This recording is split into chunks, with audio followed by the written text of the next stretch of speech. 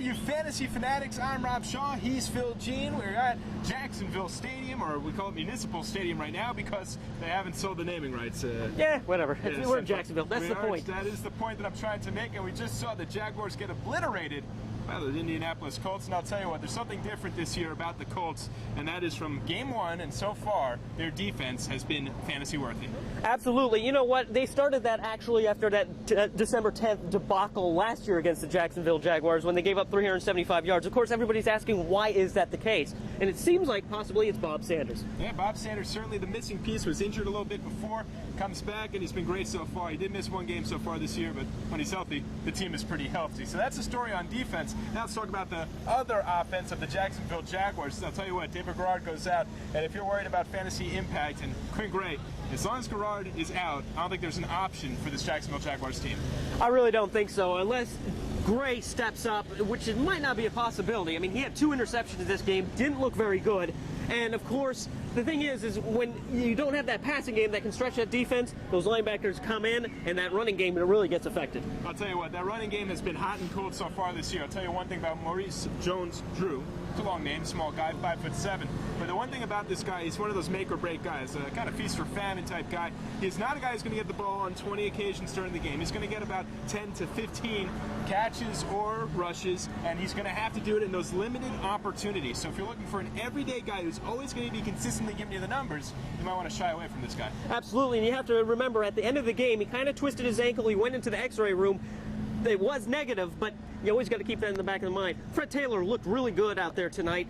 Like you said, Jones-Drew is not getting exactly a lot of chunks of yardage, even though coming into this game he averaged 5.7 yards a game. Tonight, though, he was kind of shut down. He did get the touchdown, and you got to remember, he also returns kicks, and he almost busted one out for a long one. That you're absolutely right about, and that's now 3 consecutive games with at least 1 touchdown, so Mojo's looking pretty good so far this year. Fred Taylor, you mentioned, now if Mojo is out, Fred Taylor's still not, I wouldn't say he's not healthy enough to really get the bulk of the carries, but at the same time, maybe Greg Jones steps in and gets a couple of carries. Yeah, Greg Jones might step in, but he's really not a fantasy option. I mean, I don't see him as the touchdown vulture. I think they're going to go with Fred Taylor. He's a big back. I think if you're going to make a play, you got to go with Fred Taylor. If Jones-Drew's sitting out, I don't think there's really many options, and we just talked about the quarterback situation, so right now you kind of want to stay away from the Jags' offensive situation. Now, this is a little bizarre in my opinion. So far, we've talked a lot about Brett Favre in the beginning of the year. We talked a lot about Tom Brady, the numbers that he's putting up. Is it possible that Peyton Manning is under the radar?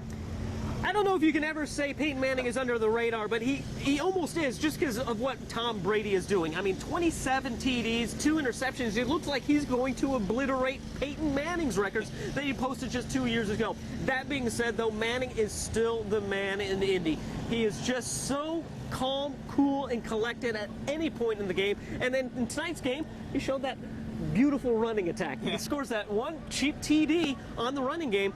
But you know what? That's fantasy points for you. But I'll tell you what, and another guy who suddenly has some fantasy value, kind of a little bit of a shock, was in the CFL.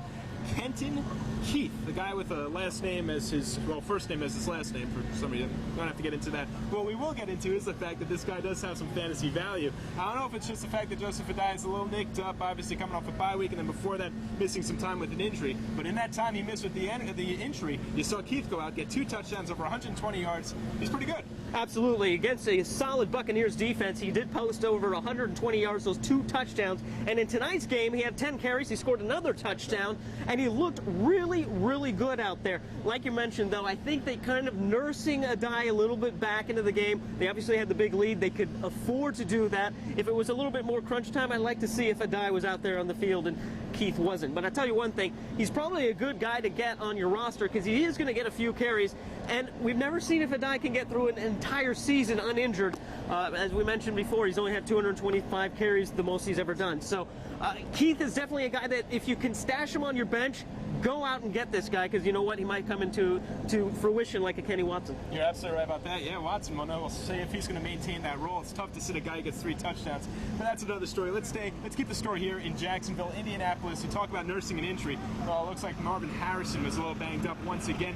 Didn't get banged up in this game, but they did have a little bit of a count as far as the amount of times he was going to be in on different plays. We heard that himself from Tony Dungy. What does that mean, I guess, for moving forward from here? I think right now it's a thing where the Colts are having the ability with their depth on the team that they can afford to sit the great Marvin Harrison and bring him along slowly. Look, Marvin Harrison is going to get his catches. Right now, the Colts are just rolling along as a team overall, and Dungy can afford to play a little bit more of Keith, a little bit more of Gonzalez, and other options out there. But I can tell you, you don't want to try to trade away Harrison. He is a money guy. You might want to trade him because you might be able to get some good value, but Harrison is just one of the best. Yeah, and wait till he gets healthy, puts up some good numbers, then trade him. I think that's your best bet. And talking about a guy putting up some numbers, usually on the left side, now playing a little bit on the right because of Harrison being out, Reggie Wayne. Now, I took a little bit of heat in the beginning of this year, putting Wayne ahead of Harrison in my fantasy rankings. I'll tell you what, he's making me look pretty smart right now. Absolutely. He had a huge game tonight. He is just one of those solid wide receivers. I'll tell you one thing. You were not the only one to be saying that. Obviously, Harrison was the only one to say that. No, I deserve the credit. Take the credit. Take the credit. But I tell you what, Reggie Wayne is a stud. He's becoming more of a stud each and every week. And Peyton Manning has really developed a rapport with him. But you want to talk about studs as well? Please. How wide open was Dallas Clark? And has he become one of the premier tight ends in this league? I mean, you talk Gates, Gonzalez. You might have to throw the name Clark now. And I think Peyton Manning has a lot to do with that. Well, Reggie Wayne also getting a big win a couple hours away from here for the Miami Canes. That's another story. I don't have to talk about that. No fantasy impact quite yet, my friends.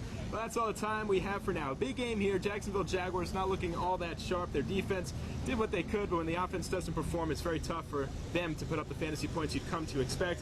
Colts, I guess they're on high octane right now.